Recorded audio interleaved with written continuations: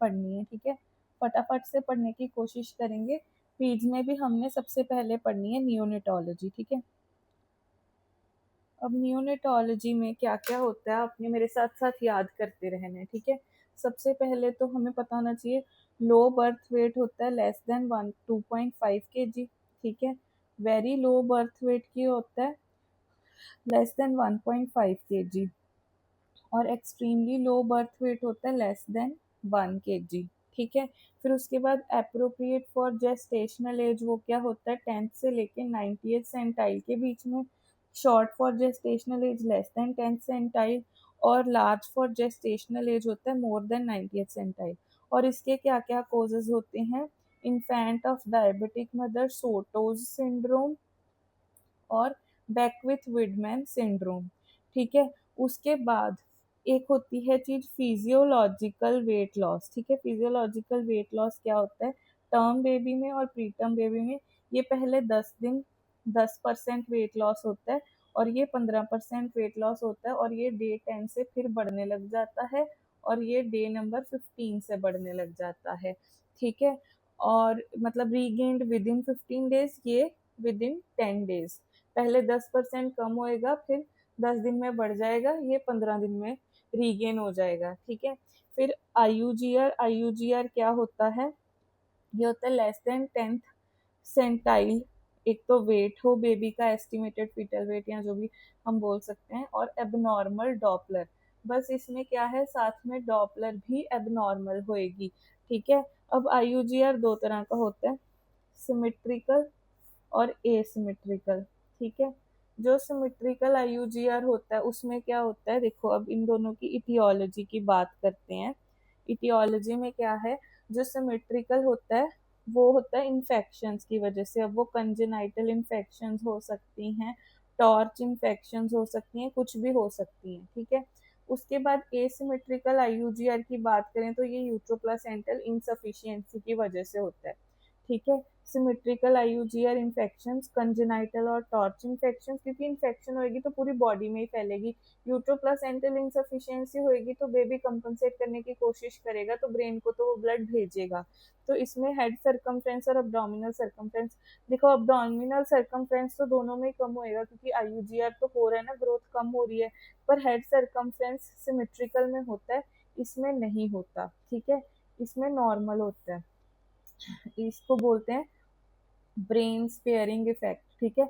इसीलिए ये एसिमेट्रिकल होता है। उसके बाद पॉन्ड्रल इंडेक्स, पॉन्ड्रल इंडेक्स क्या होता है, ग्राम पर सेंटीमीटर क्यूब, ठीक है। मतलब अब देखो वेट तो दोनों का ही कम हो रहा है, ठीक है। मतलब ग्राम तो दोनों का कम होगा, पर सेंटीमीटर क्यूब जो है वो इसका तो इक्वली कम होएगा, है ना। तो क्या हो जाएगा, ये तो नॉर्मल रहेगी, ठीक है। ये रेशो इसमें रहेगी नॉर्मल या पॉन्ड्रल इंडेक्स, सॉरी सॉरी सॉरी, ऐसा नहीं होगा। मतलब मैं क्या कहना चाहती थी कि वॉल्यूम इसमें पूरी बॉडी की कम होएगी इक्वली, है ना। तो इसमें जो ग्राम कम होएगा और सेंटीमीटर क्यूब कम होएगा वो इक्वली कम होएगा, इसलिए ये तो रहेगा नॉर्मल यानी कि मोर देन 2। पर इसमें इक्वली कम नहीं होएगी, इसलिए लेस देन 2 हो जाएगा, क्योंकि वॉल्यूम इसमें उतनी कम ही नहीं हुई, है ना। ये तो कम हो गया, पर ये वाली चीज कम नहीं हुई, क्योंकि काफी हद तक वो है ना सही रहेगा। इस करके इसको हम वो बोल देते हैं कि ये लेस देन 2 हो जाएगा, ठीक है। उसके अलावा आपको पता होना चाहिए कि जो मोर्टेलिटी है ना, most common cause of mortality क्या होता है ना। Most common cause of mortality है, अब एक दो तरह की मोर्टेलिटी होती है, एक नियोनेट वाली, एक अंडर 5, ठीक है। अब हमें देखना हम किस मोर्टेलिटी की बात कर रहे हैं, नियोनेट वाली की अंडर 5 वाली। जो नियोनेटल वाली होती है उसका तो निमोनिक है पैसी, ठीक है। पैसी, पैसी मतलब प्री मेच्योरिटी, अस्फिक्सिया, सेप्सिस और कंजेनाइटल एनोमलीज। क्या क्या हो गया, प्रीमेच्योरिटी, अस्फिक्सिया, सेप्सिस और congenital anomalies. Prematurity, अस्फिक्सिया, sepsis, congenital anomalies, और अंडर 5 वाले में क्या होता है, इसमें भी पहला तो प्री मेच्योरिटी है, उसके बाद nap D, P nap D, pre maturity, ठीक है। फिर नियोनेटल इन्फेक्शंस, फिर एस्फिक्सिया, फिर निमोनिया, फिर डायरिया। देखो निमोनिया डायरिया याद रखना कोई बड़ी बात नहीं है, पर इसमें देखो ये भी नियोनेट वाली चीजें हैं, जैसे pre maturity, neonatal infections, asphyxia, pneumonia, diarrhoea, ठीक है। ये सब होता है अंडर 5 वाले केस में। फिर हम आ जाते हैं एक्सपेंडेड न्यू बलार्ड स्कोर पे। अब इसमें ना दो चीजें होती हैं, एक तो न्यूरोमस्कुलर मैच्योरिटी देखते हैं, ठीक है, और इसके अलावा एक देखते हैं फिजिकल मैच्योरिटी, ठीक है।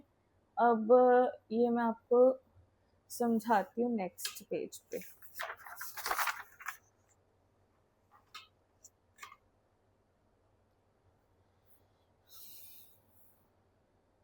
ठीक है, क्या सीन है इसका, इसमें है कि पहले extended new Ballard score, sorry expanded new Ballard score, एक तो नियोनेटल न्यूरोमस्कुलर मैच्योरिटी, एक फिजिकल मैच्योरिटी, ठीक है। जो न्यूरोमस्कुलर मैच्योरिटी होती है ना, उसमें बस ये देखो पोस्चर, स्क्वायर विंडो यानी कि रिस्ट, ठीक है, पोस्चर हो गया, स्क्वायर विंडो यानी रिस्ट, आर्म रिकॉइल हो गया, पोप्लिटियल एंगल हो गया, ठीक है, स्कार्फ साइन और हील टू ईयर। इसको अब मैं बताती हूँ आपको क्या है। पोस्चर, जो बेबी जिस पोस्चर में डिलीवर हुआ है ना, उसको बोलेंगे स्क्वेयरिंग ऑफ रिस्ट, यानी जैसे ये मेरा हाथ है ना, मैंने ऐसे किया तो ये एंगल कितना बन सकता है, अभी तो ये मैक्स टू मैक्स 90 बनता है ना, ये कितना बन सकता है ये देखना है, ठीक है। उसके बाद रिस्ट का एंगल मतलब, ठीक है। उसके बाद आर्म रिकॉइल कितनी होती है, ठीक है, कहाँ तक हम आर्म रिकॉइल कर सकते हैं। दूसरी फिर पोप्लिटियल एंगल, ये होता है कि वो अपने घुटने को और लात को कितना ऐसे सीधा कर सकता है। स्कार्फ साइन होता है बाजू को दूसरी तरफ कितना एक्सटेंड कर सकता है, मतलब फ्लेक्स कर सकता है। हील टू ईयर, हील को ईयर से टच कर सकता है कि नहीं कर सकता है, ये सब होता है। अब इसका रेंज क्या होता है, -1 से लेके 5 तक, ठीक है, -1 से लेके 5 तक, इसकी रेंज -1 से 5 तक चलेगी। तो अब सबसे पहले पोस्चर की बात करते हैं। पोस्चर में फ्लेक्शन जो है वो बढ़ती जाती है जैसे जैसे हम इधर जाएंगे। फिर जो स्क्वायर विंडो है और जो आर्म रिकॉइल है, इनमें भी सेम फ्लेक्शन जो है वो इधर इधर जाएंगे तो बढ़ती जाएगी, ठीक है। और फ्लेक्सिबिलिटी इनमें बढ़ती जाएगी, ये जो लास्ट वाले साइन है, ठीक है, कि मतलब नॉर्मल बच्चा एक्सटेंड, अगर प्री मेच्योर है तो एक्सटेंडेड होएगा, जितना मेच्योर होता जाएगा उतनी उसकी बॉडी में फ्लेक्शन बढ़ती जाएगी, रिस्ट की फ्लेक्शन बढ़ती जाएगी। पर इसमें जो एंगल है वो डिक्रीज होता जाता है, ठीक है, फिर फ्लेक्शन होएगी, इसमें भी एंगल डिक्रीज होता जाएगा आर्म रिकॉइल का। और ये पोप्लिटियल एंगल भी डिक्रीज होता जाएगा, मतलब अगर कोई एंगल है वो डिक्रीज होता जाएगा, फ्लेक्शन बढ़ती जाएगी, फ्लेक्सिबिलिटी भी बढ़ती जाएगी, ठीक है। अभी हील टू ईयर का क्या है, छोटा बच्चा जो बहुत प्रीमेच्योर है वो कान तक हील को लगा सकता है, ये नहीं लगा सकता। स्कार्फ साइन ये एल्बो को पूरा दूसरी तरफ ले जाएगा फोल्ड करके, ये नहीं ले जा सकता। इसका पोप्लिटियल एंगल बहुत ज्यादा होएगा, पूरा सीधा कर लेगा 180 डिग्री, ये नहीं करेगा, ये 90 से कम करेगा, है ना। आर्म रिकॉइल ये पूरा 180 तक आर्म रिकॉइल कर सकता है, ये नहीं कर सकता, ये 90 से ज्यादा कर ही नहीं सकता, ठीक है। वैसे रिस्ट को फोल्ड करना, ऐसे ऐसे ये सब एंगल्स कम होते जाएंगे, ठीक है। फिर फिजिकल मेच्योरिटी की बात करते हैं, तो इसमें क्या क्या चीजें हैं, स्किन जो होती है वो थिक होती जाती है, ठीक है, जैसे जैसे स्कोर बढ़ता है, एज बढ़ती है। लेन्यूगो जो होते हैं वो पूरे प्रॉपर टर्म बेबी में होते हैं, ठीक है, इधर जाओगे तो भी नहीं है, इधर जाओगे तो भी नहीं है।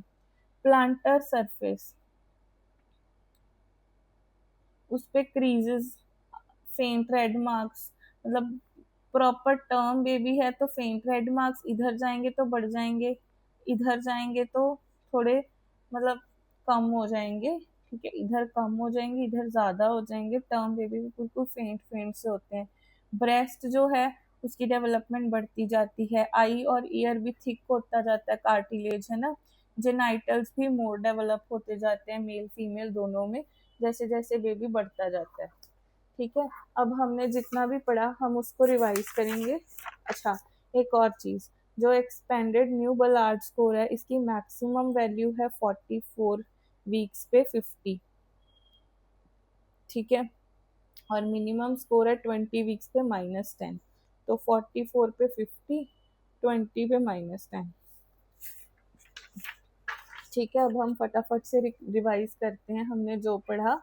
ठीक है, लो बर्थ वेट होता है less than 2.5, very low birth weight less than 1.5, extremely low birth weight less than 1, appropriate for gestational age 10 to 90th percentile, short for gestational age less than 10th centile, large for gestational age more than 90th centile, causes infant of diabetic mother, Soto syndrome, Beckwith-Widman syndrome, physiologically weight loss होता है term baby का 10%, day 10 with in the 10 days regain कर लेता है, pre term का 15% with in 15 days regain कर लेता है। IUGR होता है less than 10 centile with abnormal Doppler. इसमें अब दो चीजें हैं, IUGR सिमेट्रिकल और एसिमेट्रिकल। इटियोलॉजी क्या है? हाँ, सिमेट्रिकल होता है इन्फेक्शन की वजह से, जैसे कंजेनाइटल और टॉर्च इन्फेक्शन, ये होता है यूट्रोप्लासेंटल इंसफिशियंसी करके। इसमें हेड सर्कमफ्रेंस एब्डोमिनल सर्कमफ्रेंस दोनों कम होंगे। इसमें कल्ला अब्डोमिनल कम होएगा, हेड नहीं होएगा, तो ब्रेन स्पेयरिंग साइन इसमें पॉन्डर इंडेक्स कम होएगा 2 से, इसमें नॉर्मल मोर देन 2। उसके बाद मोस्ट कॉम प्रोग्नोसिस, अच्छा इसका प्रोग्नोसिस पुअर होता है, इसका गुड होता है क्योंकि इसमें दिमाग ठीक है ना। फिर उसके बाद हम आ जाते हैं most common cause of mortality.